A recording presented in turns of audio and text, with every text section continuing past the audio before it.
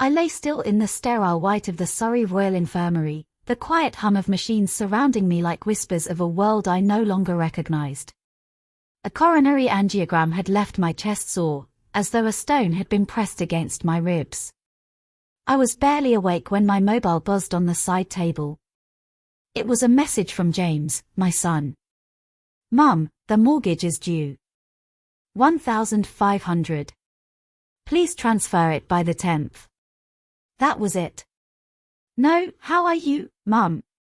No, hope the procedure went well." Just cold, transactional words that sliced deeper than any scalpel. My heart pounded harder than it should have. I could barely hold the phone in my hand. This wasn't the first time James had reached out only for money. It had been 5 years since I agreed to help him and Sophie with the mortgage on that house in Woking. It started as a 3-year promise. They said they just needed time to find their feet. They would pay me back. They never did. The deal was meant to be temporary. But like a dripping tap wearing away stone, it became the rhythm of my life. Every month, £1,500 out of my pension, straight into their account. I had sold my jewelry. I had emptied every savings account I ever had. And when that wasn't enough, I started working nights cleaning the backrooms of cafes in Farnham, scrubbing floors and toilets in silence. No one knew. Not even Lucy, the girl who grew up next door and still called me her godmother. I stared at James's message again. I'd just come out of surgery. My chest still ached.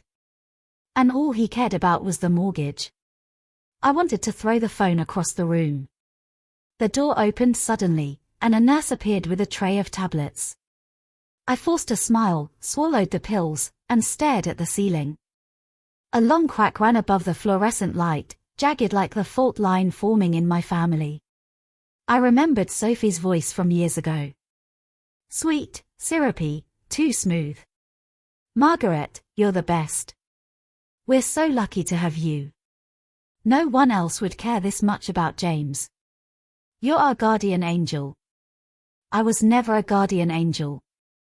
I was a bank. When they finally visited me at the hospital later that day, Sophie came in holding a bag of apples that looked like they'd come from the reduced shelf at Tesco. "The parking is ridiculous," she moaned as she flopped into the chair beside me. £5 for 30 minutes.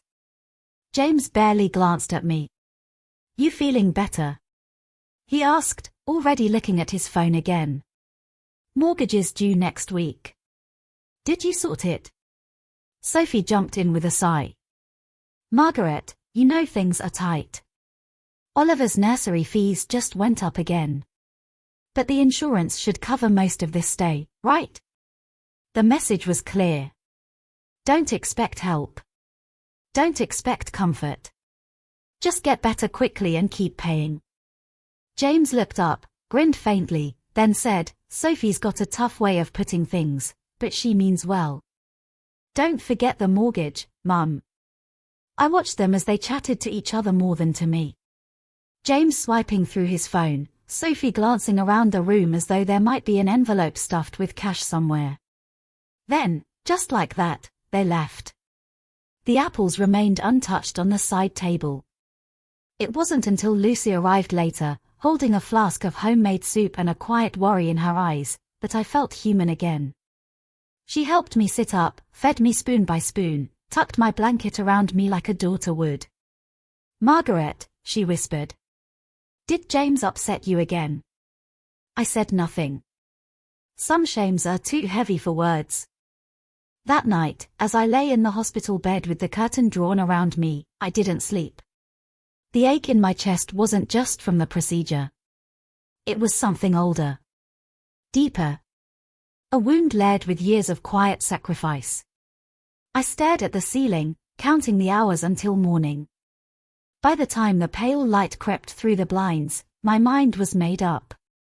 When Lucy returned just before lunch, she brought fresh clothes and a soft scarf I'd knitted for her last Christmas.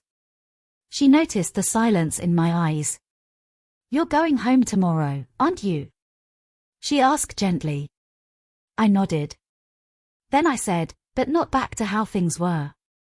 Lucy didn't press me. She never did. She simply hugged me, then went to fill the discharge papers with the nurse. That evening, James called again. He hadn't even waited 24 hours. "Mum, Sophie said she saw your hospital bill in the drawer. You've got savings, right? That could clear 3 months of mortgage in one go." I paused for a moment. Then I said calmly, "Come to the house tomorrow." James hesitated. "What for?" "I want to talk to you. Face to face." I could hear Sophie's voice in the background, asking what I'd said. James muttered something, then sighed. "All right. Tomorrow." After the call, I sat quietly and pulled my handbag close. Inside was a sealed brown envelope. It had been there for nearly 6 months. I'd written it during one of those nights cleaning cafe sinks, the chemicals stinging my hands. The letter was addressed to James. But I had never posted it. I read it again, every word tasting like ash and memory. "James. There was a time when I believed helping you was love. When I thought giving until it hurt meant being a good mother. But somewhere along the way, you stopped seeing me as a person. I became a machine that solved problems with checks. You didn't notice when I sold Dad's watch. You didn't ask when I wore the same coat for 5 winters. You didn't see how I walked slower, bent more. You never asked why.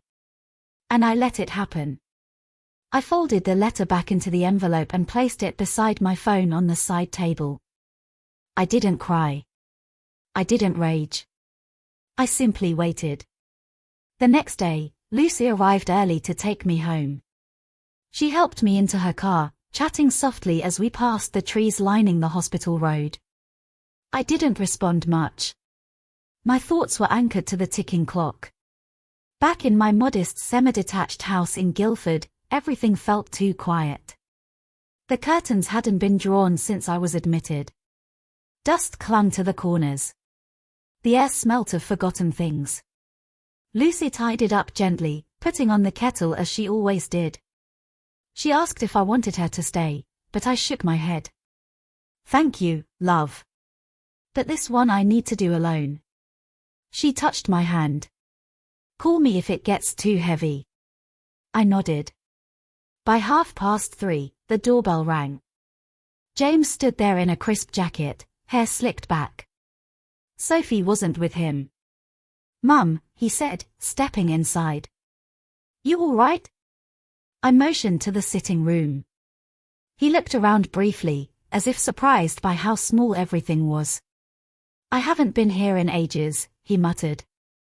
"You still have that clock? The one Dad bought?"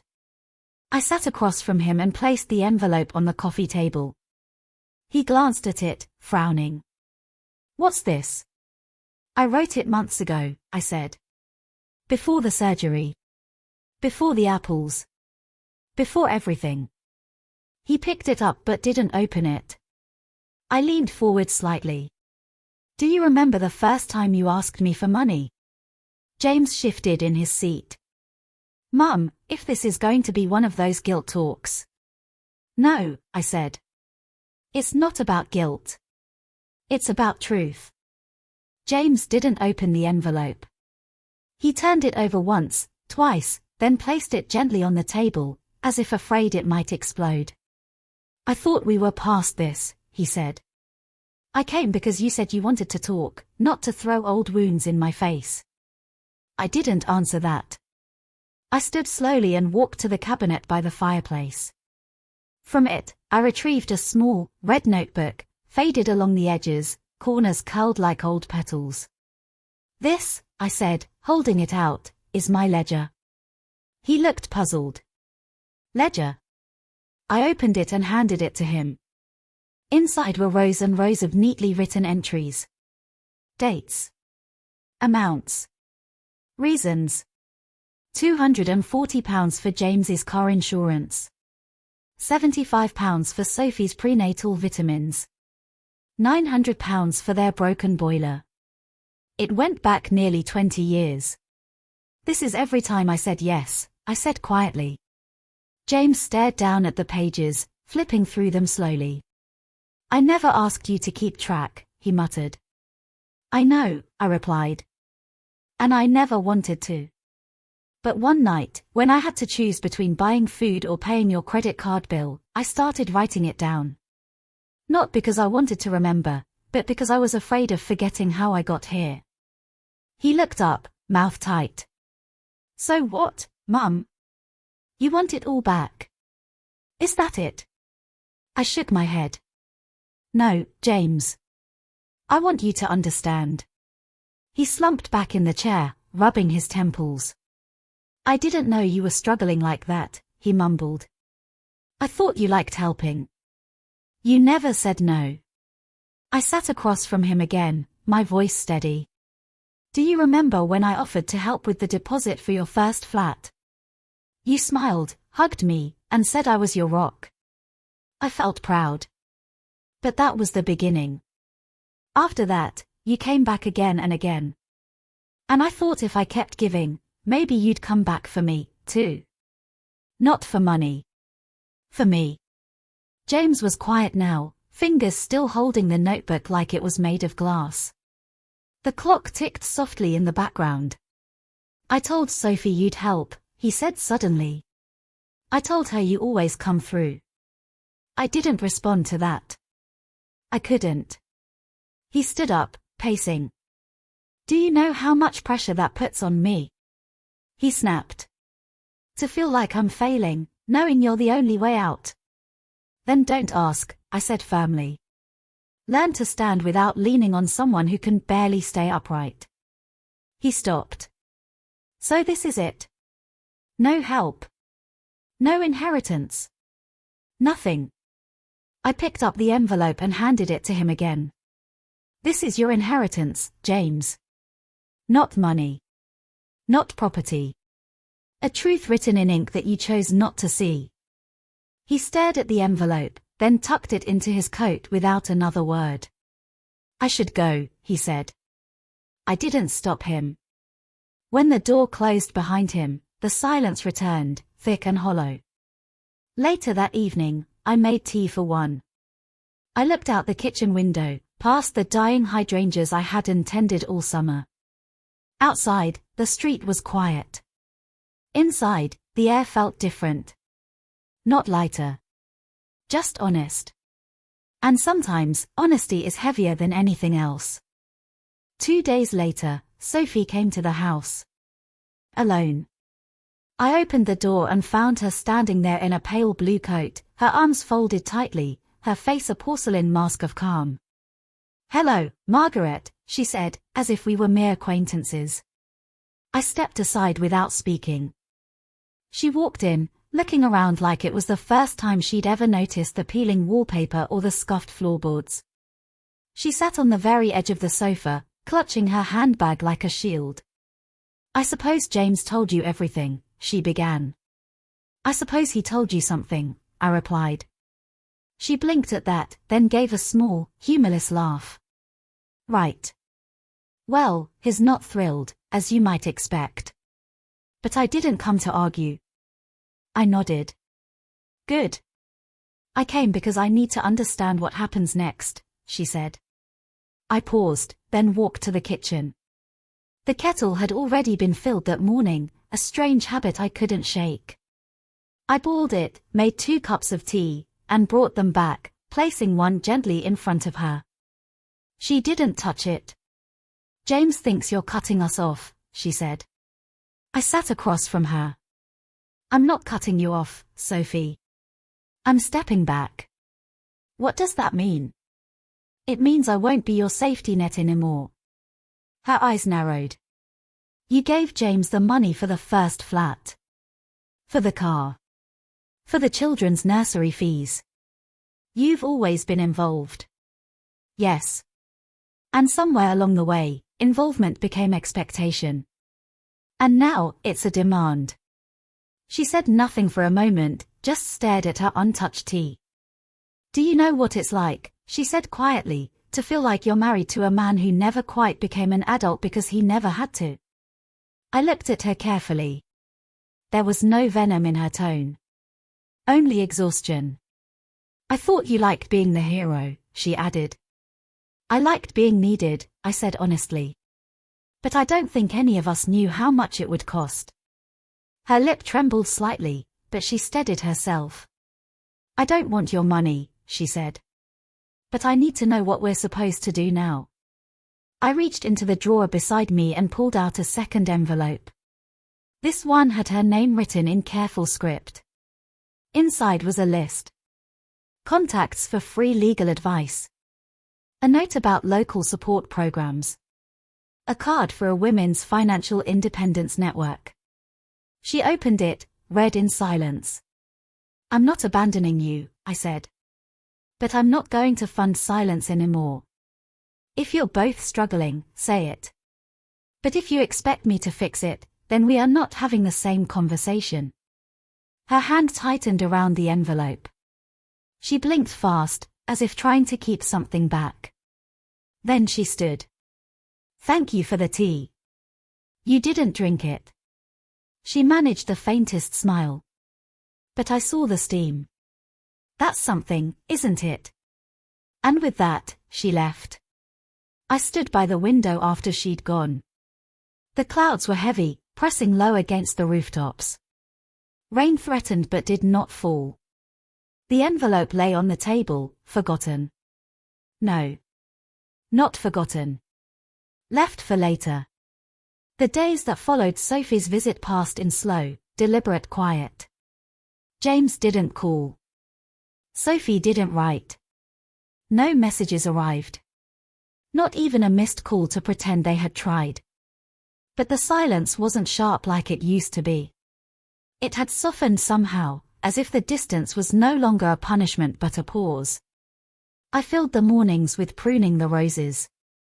The garden had gone wild while I'd been distracted with everyone else's needs. Now the petals bloomed in wild, tangled clumps, and the weeds had grown brave in the cracks between paving stones. I took my time. I wore my gloves. I clipped back the stubborn branches that reached too far. One afternoon, as I knelt near the lavender, I heard footsteps on the gravel path. For a moment, I thought it might be James. A son returning with explanations. But it was not. It was Olivia. My granddaughter. She was 10 now, in a faded denim jacket, her hair pulled back into a messy plait. She looked older than she should have. Too watchful. Mum said I could come, she said, already stepping closer. I wiped my hands on a cloth and stood. She dropped me off up the lane. I nodded. Tea? She nodded back. With milk and 1 sugar. Inside, she sat at the old kitchen table and swung her legs while I boiled the kettle. Her eyes scanned the room, taking in the silence like she was learning a new language. How's school? I asked. Fine. Boring. We're doing fractions. Still better than tax forms. She smiled, the first real one I'd seen in weeks. We drank our tea slowly. No rush. No agenda. Just the gentle rustle of the garden outside and the tick of the old wall clock. Afterwards, she followed me out again, back to the roses. I handed her the smaller pair of shears, blunt enough to be safe, sharp enough to matter. We worked side by side, in silence at first.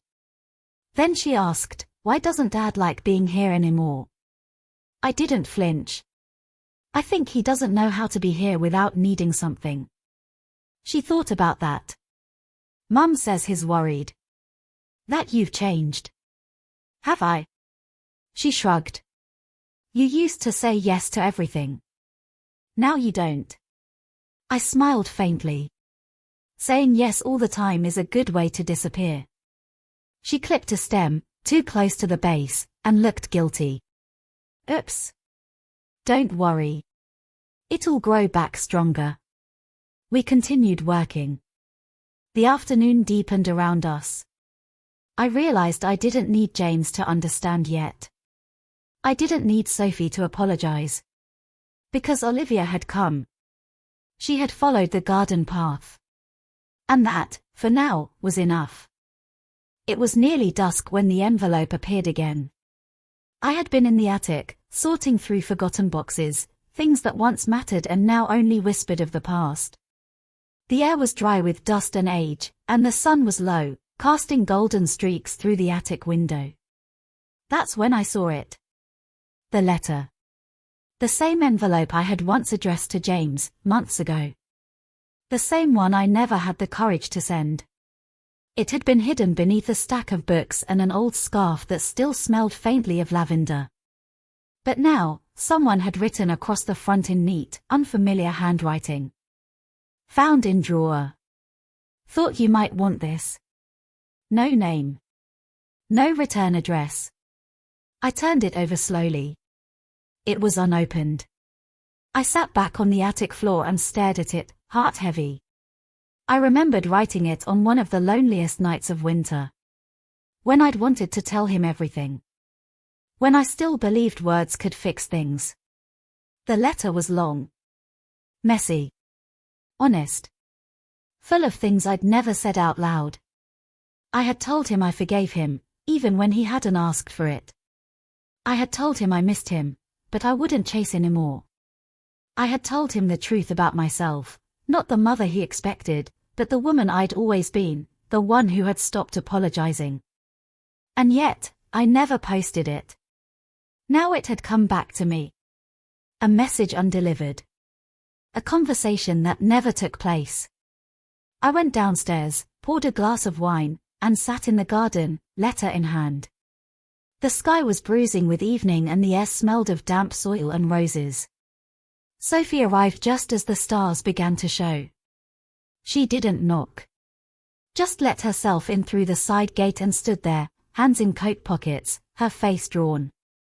I didn't know Olivia came here, she said softly.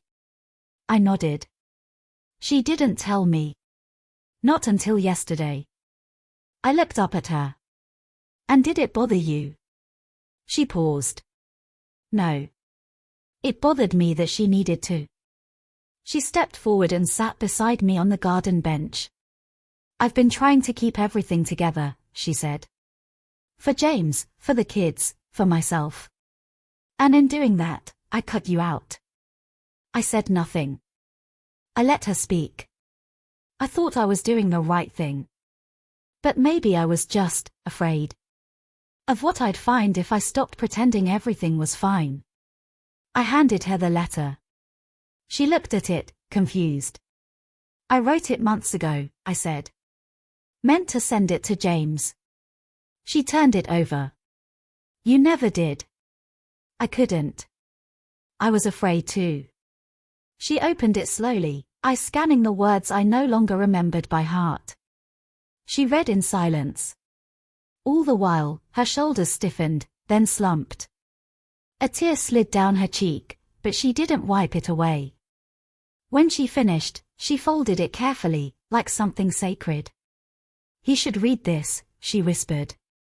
I looked at her, unsure. But she stood, resolute. I'll make sure he does. And for the first time in months, something in the air shifted. Not forgiveness. Not yet. But something close. The morning after Sophie took the letter, I woke to a strange stillness. No birdsong.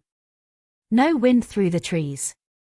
Only the hum of the boiler and the slow creak of the pipes, as though the house itself was holding its breath. I lingered in bed longer than usual. Something about the quiet felt watchful, like it was waiting for me to move first. When I did get up, I went to the kitchen and found a note slid under the back door. It was folded neatly, the handwriting rushed but familiar. I read it. I didn't know. I didn't see it that way. Can I come? It wasn't signed. But it didn't need to be.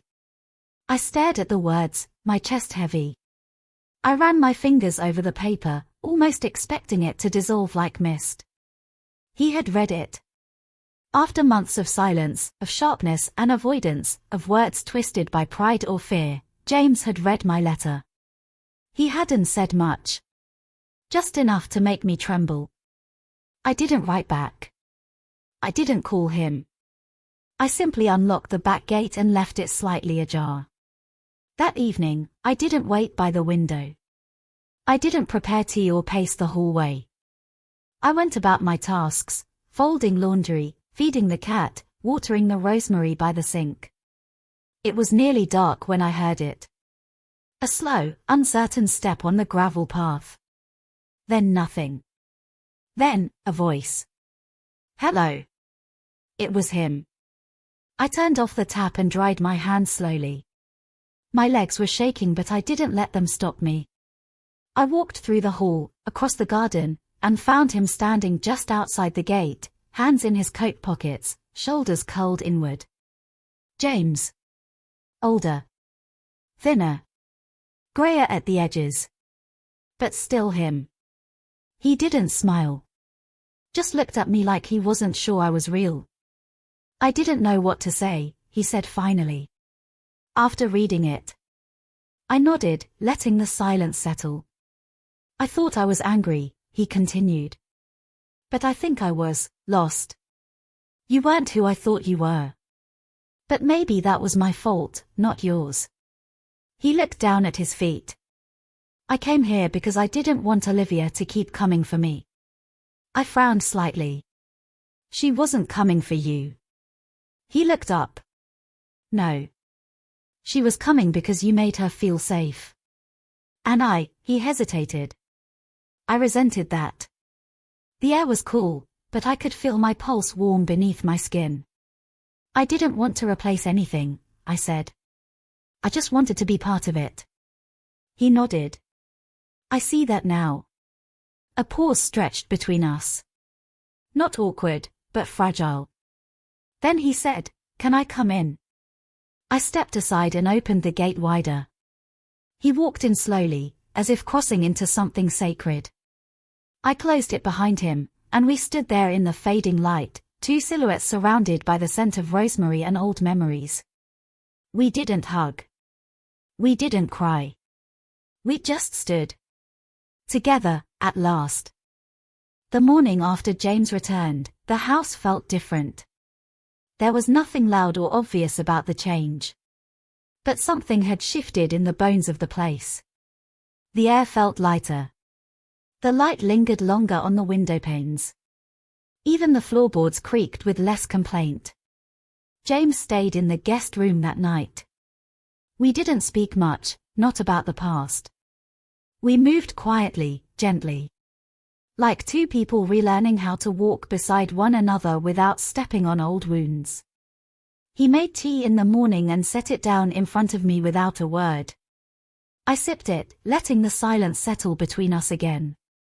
Later that afternoon, while he napped on the sofa with a blanket across his knees, I went to the drawer where I kept the letters. The ones I had written over the years but never sent. Some addressed to him.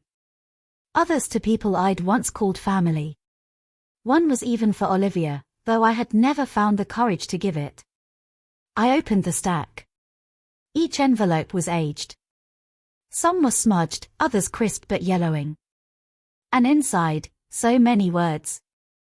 So many pieces of me scattered across time, unsent and unread. I chose the one I had written the night after Olivia's wedding. The one where I'd poured out everything I had felt standing at the back of the church, watching her dance with her father. The one where I admitted I had felt invisible. Forgotten. I walked to the fire and fed it through the grate. The letter caught flame quickly, curling and blackening at the edges. The words, those desperate, aching words, lifted in smoke and were gone. And I felt relieved. Not because I had destroyed it, but because I no longer needed it to be heard. James stirred in the sitting room, letting out a soft groan. I peeked in and saw him stretching, his face softened by rest.